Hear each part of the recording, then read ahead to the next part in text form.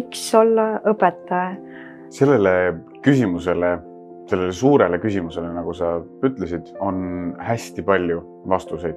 Õpetajana on väga lihtne midagi muuta. Sa saad igipõliselt noortega koos areneda, õppida, elada täna just siin ja praegu. See küsimus sai vastuse hiljem. Ma isegi ei teadnud, mille pärast, miks mul seda vaja on. Vahest elu nõuab seda. Keegi kutsub sind, mind kutsuti.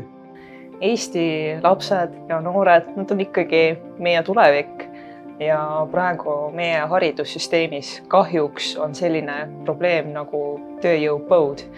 Ja mina isiklikult tunnen, et see on minu kohustus tulla appi. Ma arvan, et õpetajaks olemine on midagi sellist, et sa saad nagu endas sellise märgi maha jätta või sa saad midagi hästi suurt ära teha, midagi hästi tähenduslikku. Ma arvan, et üks oluline sõnum, mis ma olen kaasa võtnud, et õpetaja ikkagi on see ametikoht, mis tegelikult loob järgmised ametikohad nagu tulevikuks. See vastutusrikas roll on õpetajal ikkagi jätkuvalt olemas.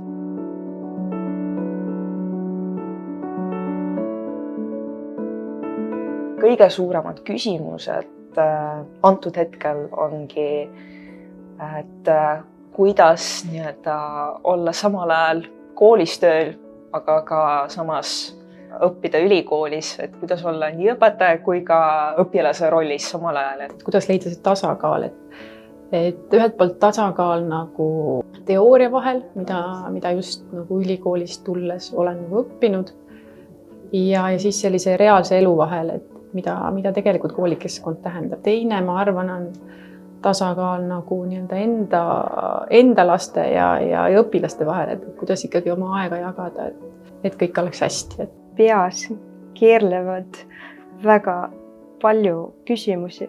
Tegelikult mul on kõik üks suur teadmatus. Sellega seoses ka väike ärevus ja samas ka uudishimu. Teadliku suhte loomine on kindlasti see, mida ma tahan nende õpilastega jätkata. Minu jaoks küsimus on see, et kuidas ma seda jätkan, sellepärast, et alustada on üks asi, see suhe luua on teine asi, seda suhet hoida, seda suhet kultiveerida on kolmas ja neljas asi.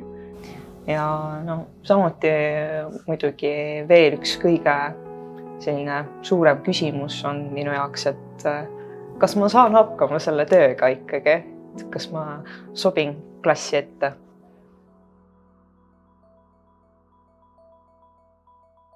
Ma tahaksingi sellist hästi võib-olla nagu sellist kindlasuunalist juhendamist, toetamist, tegelikult ongi mentorlus väga oluline asi, mis võiks olla koolidel lausa see, et nagu kohustuslik, et igas koolis peab olema mingi mentor, kes võtab uued õpetajad vastu. Aga et siis lihtsalt võtku kiiresti oma kampa, rahustagu maha ja siis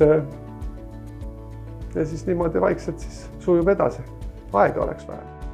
Ma tahaksin, et õpilased ja lapsevanemad teaksid sellest, et kõik alustavad õpetajad teevad ka vigu ja see on täiesti normaalne, et meie jaoks on see hästi stressirohke aeg. Kindlasti ei tohi ükski õpetaja üksi olla, et meeskond peab töötama koos, siis on iga õpetaja väike mutter, mida tugevam see on, seda parem on ka lastel. Meeskond peab töötama.